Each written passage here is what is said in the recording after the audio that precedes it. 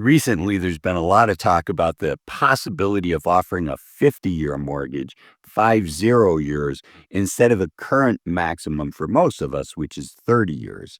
And the intuitive math, for me at least, when I first heard of this is, well, I know that if I wanted to go from a 30-year mortgage to a 15-year mortgage, like on a $500,000 house, it's going to cost me about $1,000 a month.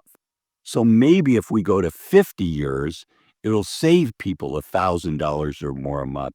And that's a lot of money. So let's jump in. Let's look at the math. I used a free online calculator. You can run the numbers yourself as well. Super easy. It's from Fannie Mae. Frankly, I was surprised that Fannie Mae already had the 50-year mortgage option as a um, simulated for the calculator, not necessarily that you can apply for that mortgage. Okay, so on this example, I used a $500,000 home with $100,000 down, and the 30-year mortgage would be about 2,400 a month, and the 15-year mortgage would be 3,375. So right about $1,000 a month. So what does it look like if we run the math at 50 years? I'm going to share that with you, but first I have a request. If you like my videos, do me a favor, give them a thumbs up. Think about subscribing. The YouTube algorithm is changing, and it helps share videos like this with other people. Okay.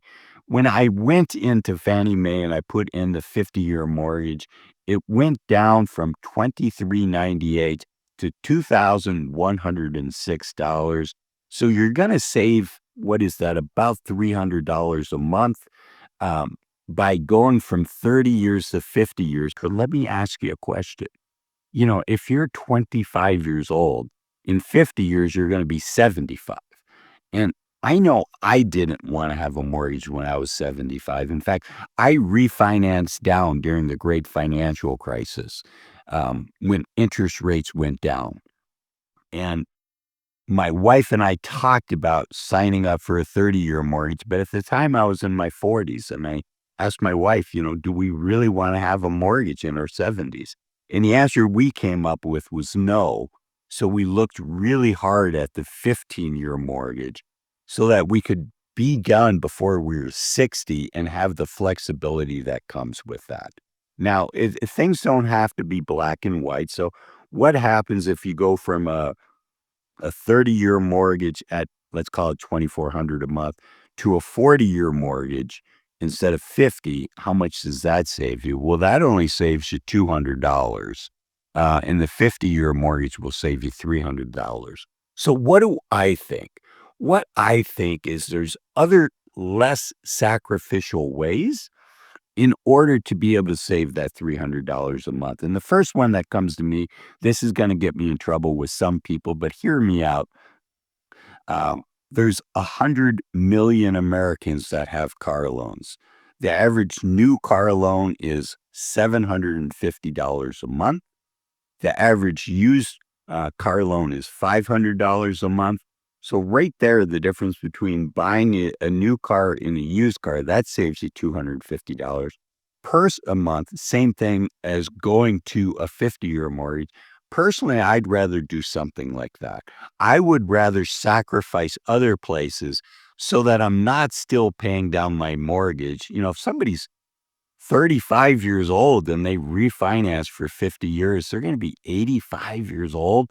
I mean, there are 85-year-olds that are in great health and have the mental acuity, but I don't want to worry about that. And I suspect you don't want to worry about that. So one of the ways to get your hands around this and to make a decision that's right for you is to have a financial plan, can have a retirement plan. The gold standard is to work with a financial advisor. If you'd rather do it yourself, which a lot of people in my audience would prefer to, and I understand that. You've worked 20, 30, 40 years to save for your retirement, and handing over that responsibility to another person is a big leap. And if that's you, I urge you to use software designed to help you do as good of a job as you can, because what you want is confidence, the confidence that comes from You've thought of everything, the numbers are right, the equations are right. And having been a financial advisor for 20 years, y I can tell you, you might have that confidence if you build it in Excel, but if you're married or have a significant other, your spouse in the back of their mind's gonna be saying, I hope this plan is right. So use software designed for you. The software I like is called Bolden. Used to be called New Retirement. You can sign up for it at this link here. Um, and pro tip, you'll get if you use this link, you'll get a free 2-week trial to Bolden to see if it's right for you. There's really no reason not to use it. It's powerful, it's easy to use, and it's super affordable. Okay, let's keep going. So how would I rather do it?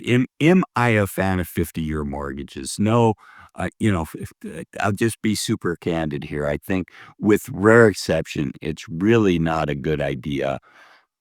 I think we all need to, no matter how much money that we're making, we need to live within our means and uh, and spend less than what we're earning. And just by financing it out, think about like a car and getting financing it for 8 years as opposed to 5 years to get that payment down. That's not a good idea because the car is depreciating.